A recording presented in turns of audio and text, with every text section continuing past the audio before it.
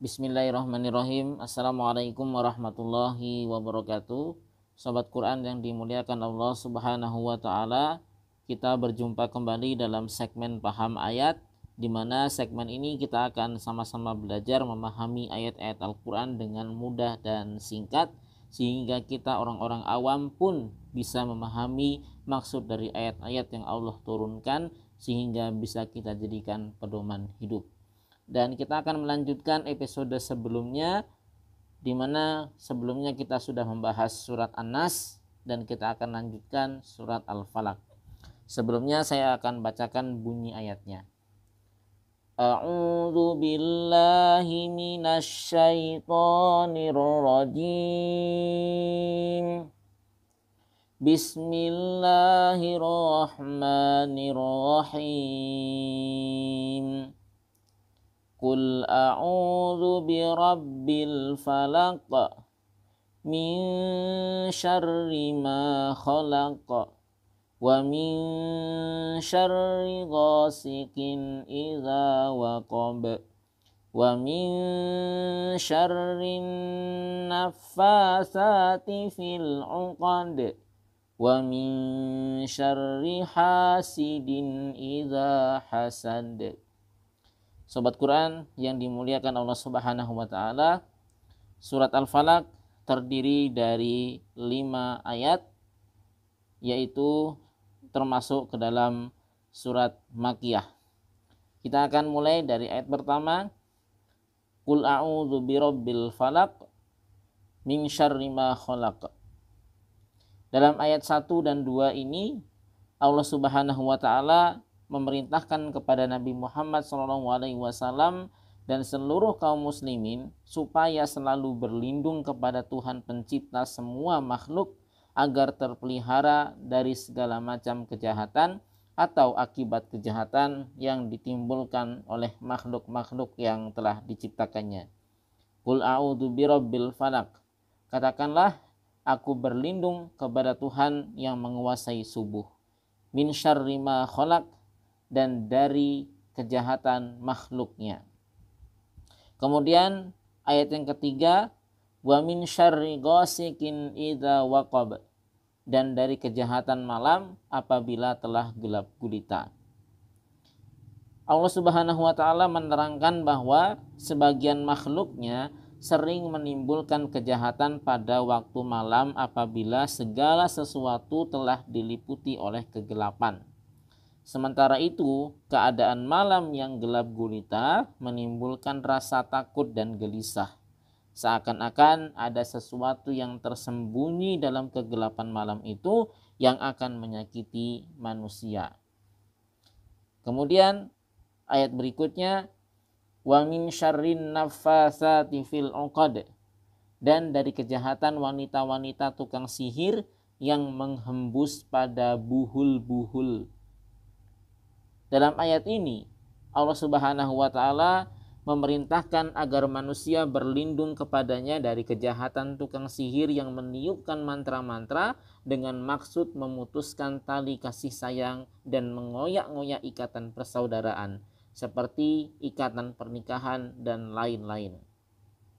Perbuatan sihir itu dapat mengubah kasih sayang antara dua teman yang akrab menjadi permusuhan, menghasut, membawa berita yang nampaknya benar dan sulit dibantah, sebagaimana yang dilakukan oleh tukang sihir dalam usahanya memisahkan suami dan istri.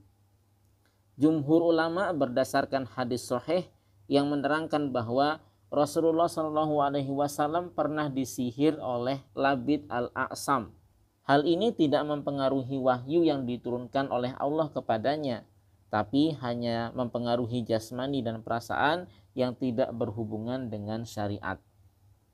Syekh Muhammad Abduh berkata, berkenaan dengan keterangan tersebut di atas, yang dimana telah diriwayatkan hadis tentang Nabi SAW yang disihir oleh Labid bin al-A'sam, yang sangat mengesankan pada pribadi Rasulullah SAW, sehingga seakan-akan beliau merasa mengerjakan sesuatu padahal beliau tidak mengerjakannya, atau mengambil sesuatu padahal beliau tidak mengambilnya.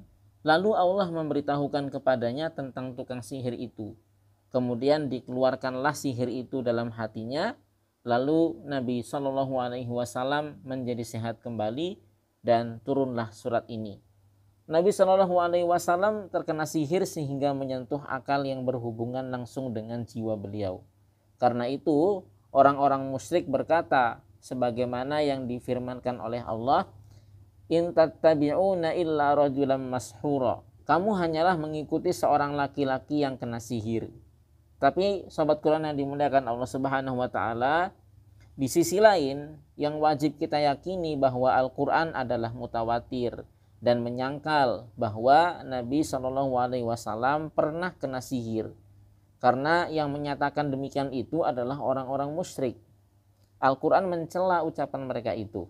Seandainya hadis tersebut termasuk di antara hadis-hadis yang sahih, tetapi tergolong hadis ahad yang tidak cukup untuk dijadikan dasar hukum dalam akidah. Sedangkan kemaksuman Nabi Shallallahu Alaihi Wasallam dan nabi-nabi yang lainnya adalah merupakan akidah yang telah dipegang dengan yakin.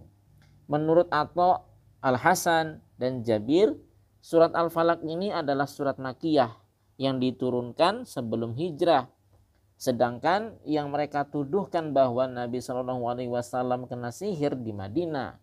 Oleh karena itu sangat lemah untuk berpegang kepada hadis tersebut dan untuk menyatakannya sebagai hadis sahih. Sobat Quran yang dimuliakan Allah, kemudian di ayat berikutnya Allah berfirman, wa min syarri hasidin idza hasad. Dan dari kejahatan orang-orang yang dengki apabila ia dengki. Dalam ayat ini Allah Subhanahu wa taala memerintahkan kaum muslimin untuk berlindung kepadanya dari kejahatan orang-orang yang dengki apabila mereka melaksanakan kedengkiannya itu dengan usaha yang sungguh-sungguh dan berbagai cara untuk menghilangkan nikmat orang yang dijadikan objek kedengkiannya, dan dengan mengadakan tipu daya, jebakan untuk menjerumuskan orang-orang yang didengkinya itu jatuh ke dalam kemudorotan. Tipu muslihat yang dijalankannya itu kadang-kadang sangat licik sehingga sulit untuk diketahui. Maka tidak ada jalan untuk menghindarinya kecuali dengan memohon bantuan kepada Allah yang Maha Pencipta. Karena dialah yang dapat menolak tipu dayanya, menghindari kejahatannya, atau menggagalkan usahanya. Hasad haram hukumnya dan merupakan dosa yang pertama kali ketika iblis dengki kepada Nabi Adam dan Qabil dengki dengan Habil. Demikianlah pembahasan 5 ayat dari surat Al-Falaq ini. Mudah-mudahan Allah Subhanahu wa taala melindungi kita dari kejahatan-kejahatan yang terjadi di malam, kejahatan-kejahatan dari tukang-tukang sihir dan kejahatan dari para pendengki. Hanya kepada Allah lah tempat kita berlindung, dan hanya Allah lah yang mampu melindungi kita dari kejahatan-kejahatan yang mungkin di luar kuasa kita. Kalau tidak ada Allah Subhanahu wa taala yang melindungi kita, maka kepada siapa lagi kita harus meminta tolong, karena hanya Allah lah yang maha kuasa atas segala sesuatu. Baik, kita akan sambung di kesempatan berikutnya. Mudah-mudahan ada manfaatnya. Jika Anda menyukai video ini, silakan klik like, subscribe bagi yang belum, dan share seluas-luasnya. Dan jika Anda punya pertanyaan, silakan sampaikan di kolom komentar. Kita akan bahas di kesempatan berikutnya. Billahi taufik wal hidayah. Assalamualaikum warahmatullahi wabarakatuh.